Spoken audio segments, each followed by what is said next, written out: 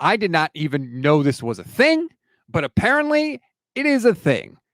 Davanta Adams is apparently a possibility for the 49ers. I had heard rumors of him possibly getting traded to the Jets. I think ESPN, Dan Orlovsky calls it a done deal. WFAN in New York basically said the Jets are going to trade for Davante Adams, which would have given Aaron Rodgers, Garrett Wilson, and Davante Adams. And then it's like, oh, damn, let's go. But apparently that's not the only thing, because Pretty Ricky on X, who, let me just say, Pretty Ricky has been crushing it in the offseason. A lot, not everything, nobody bats 1,000, but a lot of what he has tweeted has come to pass. So I'm just going to read this, and then we'll get to some of the super chats. I see him there. Don't worry, we'll get to him. Pretty Ricky says, rumor, the Raiders are a team interested in trading for Brandon Aiyuk. Aiyuk knows Antonio Pierce from Arizona State. Here's the fun part. The Raiders would send Davante Adams to the Niners in any trade. Davante has no real money on his deal after this season. Boom. What? Boom. So let's just go through it step by step and talk about why. We can talk about why it doesn't make sense, but let's talk about first why it does make sense. First of all, Antonio Pierce connection. Didn't know that, but he was a coach at ASU when Aiyuk was there. 2, if you're going to trade Aiyuk for a player, why not a player who plays the same position and is just as good, if not better? Now, of course, he's 5.5 years older than Brandon Aiyuk. That's a lot. But right now, the Niners are sort of resigned themselves to maybe going year to year with Aiyuk anyway, and him not being on the team next year or the year after that. So if you're looking at that type of a proposition with Aiyuk, I mean, you could have Davante for $16 million this year, and then you could potentially cut him next year and get out of the contract entirely, or you could restructure the contract and keep him around a few more years. I mean, it's an intriguing option. It's not going to do anything to quiet the Brock Purdy haters, right? Now you've got Christian McCaffrey, Debo, Kittle, and Davante Adams. Yeah. Oh, yeah. Can we get any more all-pros to throw in the top of this offense? I don't know why the 49ers would do it, unless they thought, like, there's no redeeming the situation. There's no way Brandon Aiyuk will ever, unless they thought it was just so far gone that there was never a way to recover. If you're the 49ers, why wouldn't you just keep Aiyuk? He's younger, he's cheaper. Right. But maybe they look at it that way. I don't know. Let's play out that scenario. Like, obviously the Niners want to extend him, but if that's not an option, if they just can't work that out, and the Niners like, okay, cool, fine, then you'll play in the 5th-year option, and we can tag you, and we'll play hardball too. Is that what you want to do? Like a disgruntled Brandon Aiyuk who doesn't care if you win or lose, but is only out for his own targets and is like bringing the morale of the team down and winning in spite of that? Like, you might be able to, you probably could. Or would you rather have Davante Adams, who's dying to play for the 49ers from East Palo Alto, grateful to get the hell out of Las Vegas, and everyone on the team respects him? It's not like Brandon, who's the little brother at the children's table, like trying to fight for respect. It's freaking Davante Adams. Debo, Kittle, McCaffrey all would understand if he gets 140 targets next year. So something to think about. There's another aspect to bringing in Davante Adams, which I don't know how much it counts, but I think it's worth at least mentioning. How many times have we sat here and talked about how hard it's going to be for the 49ers to climb that mountain? Can they really do it again? Can they get back? If this trade happens, you get rid of Brandon Aiyuk, who's got some scars. You bring in Davante Adams, who is not part of that. He doesn't have those scars. He still has the hunger to get back to where the 49ers want to be. That's not nothing, right? It's not. He doesn't have a Super Bowl hangover. He wasn't in a damn Super Bowl. He doesn't have a Super Bowl ring. He doesn't have a Super Bowl, he doesn't have it. So is that a huge factor? No, it's not like you have to do that deal because of it, but it's not nothing. I feel like it energizes the team. It makes it's now it's a new team. It's not the team that lost in the Super Bowl last year. And it's not right now. Brandon Aiyuk's grievance is hanging over the whole season. Like when they show up to training camp, all the stories are going to be about him. Is he there? Is he happy? What did he say? What did he think? What did he eat for breakfast? Like, all of this stuff is more important than the team. And that's why Trey Lance isn't on the team anymore, because he became bigger than the team at no fault of his own. Brandon Aiyuk is making himself bigger than the team. So you could live with that and try to make it, it's not ideal. You could try to make it work, or you could flip him for Davante Adams. I mean, that's intriguing. Like, again, I would say that Davante Adams probably is still better than Brandon Aiyuk right now. I would agree. So the team gets better in the trade now.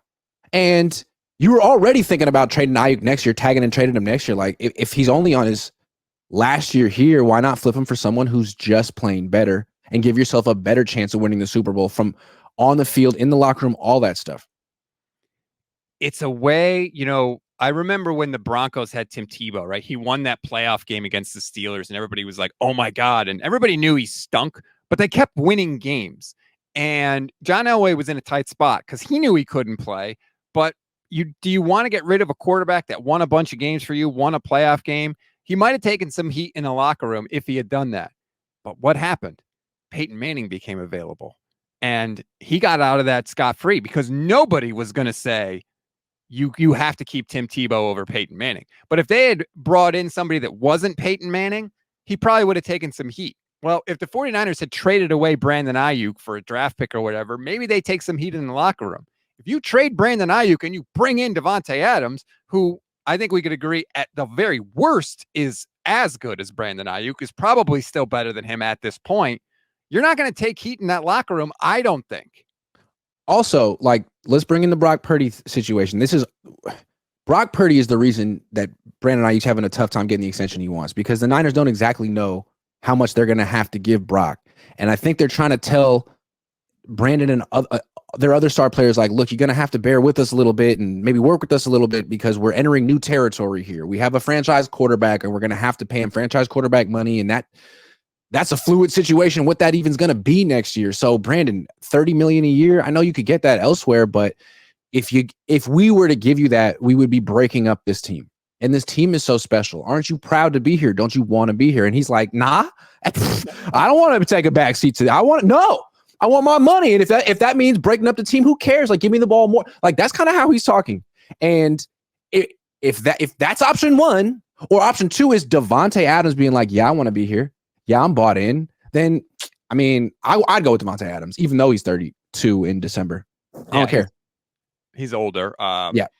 Kenny 757. Let's get to some of these super chats. Says, I just saw the headline of this video and said, hell yeah, in the Stone Cold Steve Austin voice. BA, there's no way you want to go back to Jimmy. Oh, never mind. He's benched. He's not on the team anymore. Jimmy's on the Rams. But that would have been hilarious if Jimmy Garoppolo was still there. And then Brandon Aiyuk went to the same team again. Yeah, go play with Gardner Minshew and Aiden O'Connell, man. Have a good time. Yeah. Tyler Caressley says, Rob, Grant, it feels uncomfortable to watch and listen to these press conferences, especially when they said they had their team last year. Yeah. I mean, they were smelling themselves last year. I don't know if you watched the receiver show, but after the Cowboy game, Nick Bosa, or during the Cowboy game, I think on the sideline was like, we've never had a team like this. And telling you. Yeah, I do. I'm telling you, they believed it the whole year that this was the best team in the league and the best thing they had. And they might have been right. And they still didn't win. That's tough. Chris Maldonado, YouTube channel member. Shout out to all our YouTube channel members. Thank you for all your support. I love you. It's less than $3 a month if you want to sign up. You get emojis, you get membership badges, you get priority comment response. Please do. Chris says, what's up, fellas? Sorry to interrupt. Quick question. How do you become part of the Gold Standard NC25 Dynasty League? I'm picking the game up on payday and wanted to be a part of it. Much love and respect. Here's the deal. I can't play the game until Friday because I'm not giving EA Sports any more money than I have to. I will start up a Dynasty League as soon as I can get into the game. If you want to join the Gold Standard Dynasty League, you have to sign up to be a YouTube channel member. I will put all the information on our community tab on the YouTube channel page. We can sign up. We can play. I'm going to buy a prize, some sort of autographed jersey, autographed helmet, something. I will have a prize for the winner, and then that's how you can sign up and play, and hopefully you can win the prize. Obviously, I will not be eligible for the prize when I kick everybody's ass in college football 25. But that is the information for you there. City Burt, inside baseball question. Grant, for your reporting, who usually feeds you the trade rumors? Niners agent, other teams, etc., or you can't say? Yeah, Grant, just out all your sources right now. I mean, I'm not the source trade rumor guy. I'm not even trying to play that game. I'm not in that league. But usually it would be, I mean, it could be anyone. It could be anyone. Like I could say this. So 4 years ago, what was it? 3-4 years ago, I almost reported the George Kittle extension. I just got lucky. Someone just happened to tell me, like, I just got lucky. But it was like sometimes, I think it might have been, can I say this? I think it was like Jordan Reed heard and told his friend, who told someone on Twitter, who told me. And like, I had some of the details wrong because it was telephone, but I had the day right.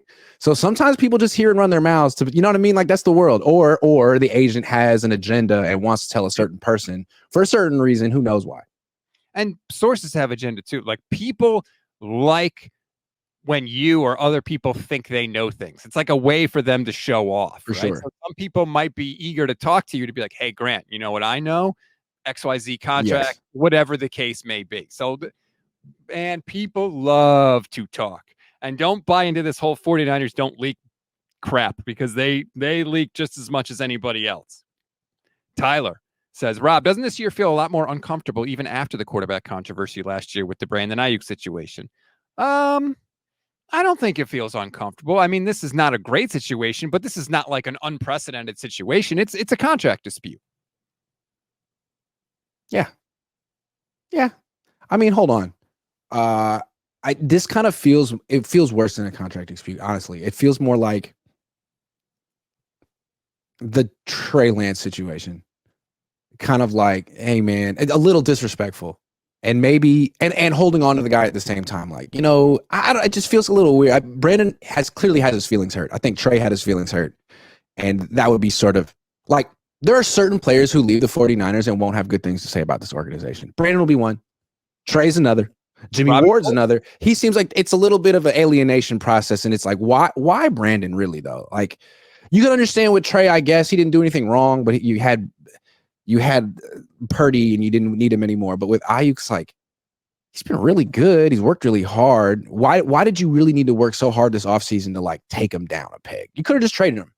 But it's all been about like sort of putting him in his place. Kind of strange. Well, here's the other thing too. The 49ers are tough negotiators, but they never win the negotiation. They set the market with Fred Warner. They set the market with Nick Bosa. Nick Bosa got more money than anybody had ever gotten. They set the market with Kittle. They don't win these negotiations. So it's like, you have this really hard negotiating stance. You anger and alienate the players potentially, and you still end up paying the money. So, like, what is the benefit to you if you are the 49ers of handling your business this way? I don't understand it. That's a great question. No one knows the answer, and it would be nice to ask John Lynch that question, because Kyle wouldn't answer it, but John likes to at least pretend that he will answer anything. So let's see how he handles that one.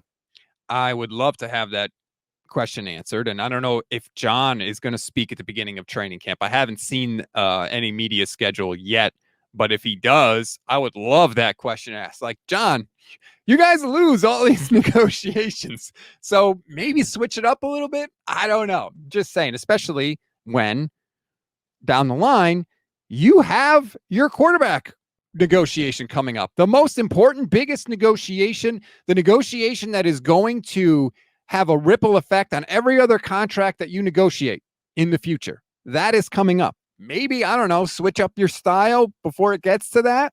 I mean, look at the Eagles' respected front office and the Dolphins, a successful team recently. They both extended their first-round pick wide receivers this offseason, Davante Smith and Jalen Waddle. These guys were both freshly eligible for extensions. They'd been drafted 3 years ago. The Niners could have done this with Aiyuk last year. As soon as he's eligible, here's an extension. We love you so much. Let's do this before the market explodes. And they probably could have worked that out. But they do it the old way, which is let's take as long as possible. Why is that beneficial to you? Why have the Eagles decided to do it the exact opposite way? And you're sticking to this way like it's 2004. I don't understand that. Well, and the Eagles also paid A.J. Brown this offseason. They paid both wide receivers this offseason. So, get in front of this market if you know where it's going. Even Trey Balky figured that out. Oh, wow. Because, right, he just extended Trevor Lawrence this offseason. I mean, he could have waited. Niners would have waited. I wouldn't have given that money to Lawrence in the first place. But if you decide you want him, you might as well do it faster rather than later. Because it's one or the other. You trade him or you extend him. You don't hem and haw and wait years like the Niners do and be like, you know what? We want to see what happens. Like, you understand how much money you're going to pay to see what happens? Yeah, there's a cost to that. That is expensive too. Like, you might not want to pay all that money, but waiting costs you money. So either way, you're paying money. Yeah. Nick Ellert says, would you want Davante Adams for the next 3 years or Debo? Isn't that the question? No, it's not the question, because you could cut Davante Adams. He'll be 32. If he doesn't work out, you could just cut him. Or you could say, hey, man, you got no guaranteed money left. We'd like to extend your deal. Let's knock down those cap numbers for the next few years, make you a little bit more palatable so we can keep everyone around here and work out a deal for your mid-30s. I don't know. I think it'd be easier to work with Davante Adams if he wants to be here in his 30s than Aiyuk, who needs to get his big payday now. Wherever. He's made it pretty clear, wherever he can get it. In that situation, though, potentially, what you're talking about is a year from now, you make the trade, you cut Davante Adams because you don't want to pay the contract, and then you have no BA, you have no Davante Adams, you have an older-ish Deebo Samuel and Ricky Pearsall, maybe. Now, if you won a Super Bowl this year, nobody's going to care. If you don't win a Super Bowl, then it's like, we still didn't win, and now you better hope Ricky Pearsall is really good because your wide receiver room is not what it once was. Yeah. So trade for Davante, get rid of Aiyuk, no offense, keep Debo and Ricky Pearsall and Juwan Jennings. That should be enough to win a Super Bowl. Maybe. Chris Maldonado says BA for DA. Yeah, I'm down. It just rolls off the tongue. It does. That was pretty smooth. Brother Bob says, if we had the best team, then why no Super Bowl again? Because the best team doesn't always win, as we know. Because coaching matters. And as good as Kyle Shanahan is, man, he just gets worked by Andy Reid in the second half. So did Nick Sirianni, though. Andy Reid's really good. Has he ever won Coach of the Year? I don't think he has. Coach of the Year is such a ridiculous. It's the worst award. It's the worst award. Andy Reid should go to the best coach, not like the most surprising coach. Like, what are you talking about? Go to the best coach. You know who has no shot to win Coach of the Year? Kyle. Andy Reid. The two of them. The two best. The two guys who do the best. Yeah. It's crazy but that's what we do. We decide what a team is going to be before the year, and then whoever exceeds those expectations the most wins Coach of the Year. He has won it. In 2002, Andy Reid did win Coach of the Year. 2002? 2002, yes. I was in 8th grade. Yeah. Wow. I don't even know how many Coach of the Year awards Bill Belichick has. Like, it's just a broken. I mean, it's a broken award, unfortunately. Yeah, I mean, the MVP, you're going to give it to the most surprising player? Like, what are you talking about? It's just weird. Yeah.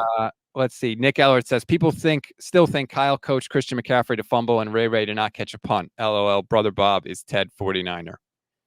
We don't need to relitigate. Yeah, we don't need to redo that. But there are certain things that Kyle is responsible for, those obviously not being two of them.